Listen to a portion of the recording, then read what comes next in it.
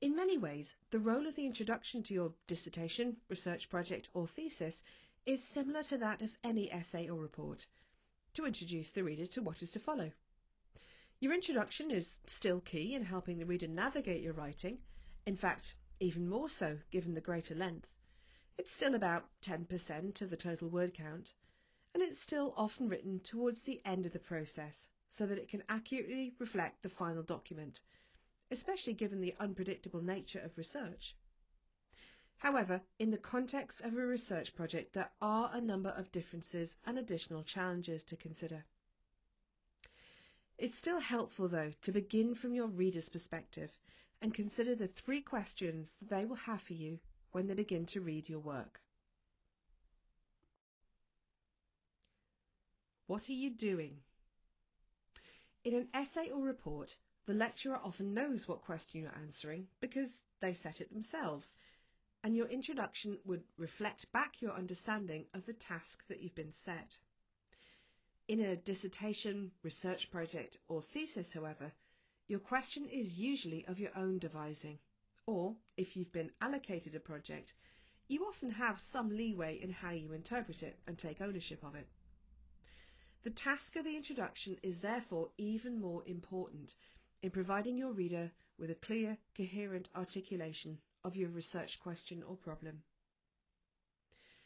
Your reader is, in the first instance, your supervisor, who you will have discussed your research question with from the very start of developing your proposal, but who will still want to see that you can articulate your research aims clearly and precisely, especially if they have evolved over the course of your research.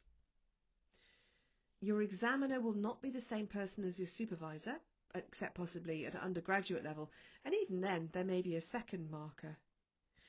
They will not be familiar with your project, so it's even more important that your introduction explains your research questions, aims, problem, hypothesis, etc. They'll be assessing you not only on how well your research addresses the problem that you set yourself, but also how you've identified and formulated a suitable research question which makes sense and is valid. Introductions typically also provide background information about the topic, and this is also true of the dissertation or research project. It's even more important to demonstrate that you have a good grasp of the context that you're researching, that you have mastered the relevant knowledge accurately and comprehensively, and the reader can have confidence in your authority. However, don't assume that your examiner is necessarily an expert in the exact topic themselves.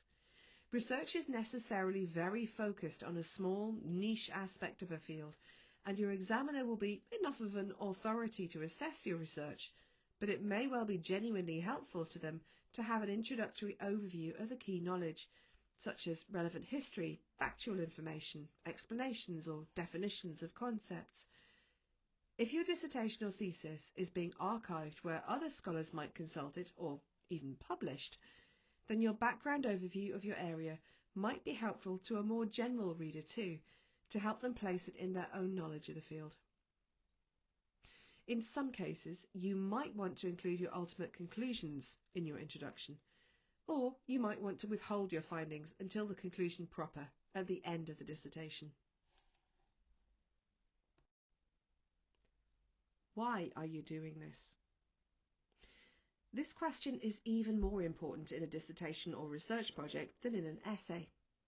You're doing original research, which extends our understanding, even if only a little bit, rather than writing to demonstrate your learning of established knowledge. You therefore need to frame it as a complex problem needing intensive scholarly examination rather than a straightforward information gathering exercise, and justify why this research needed to be done. Not just why you were interested, but why it would contribute meaningfully to scholarship. Your literature review will pick this up in more depth as you survey what has already been written and explore the research gap that you've identified, but the introduction is where you begin to justify your project.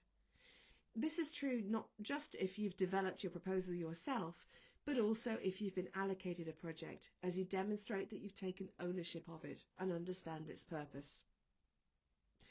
In some dissertations, the literature review appears as a separate chapter, but in others, the literature review might be absorbed within the introduction.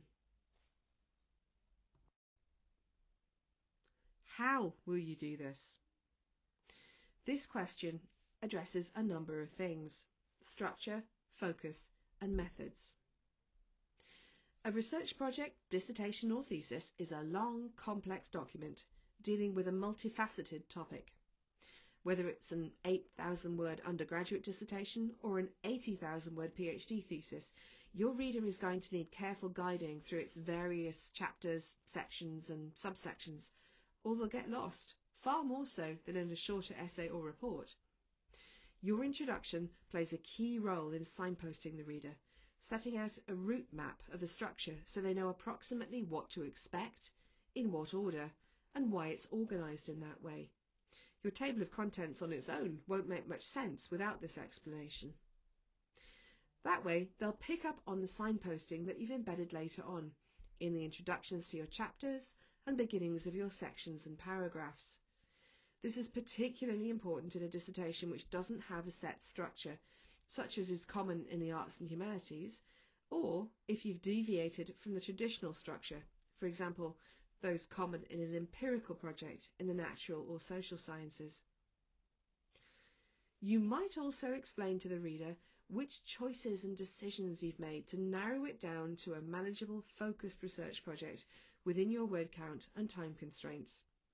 You might have chosen to set yourself particular limits on the scope of your research, for example, focusing on a particular context, time span, type of data or source materials, or which examples and case studies you've chosen to focus on and why they're appropriate for this research. You might also explain to the reader about your methodology, the theories, models, techniques, definitions, processes or approaches that you've applied in order to address your research question. This will tell the reader what kind of study this is. In some cases, this is dealt with more fully in the introduction, and in other subjects, especially empirical research in the natural or social sciences, you would go into this in more detail in a methods chapter. Your introduction may not include all these elements. It might give a partial or full treatment. It might not include them in the same proportions or in this order. Ask your supervisor or look at dissertations or theses in your subject if you're not sure. But if you address the reader's 3 questions, your introduction will fulfill its purpose.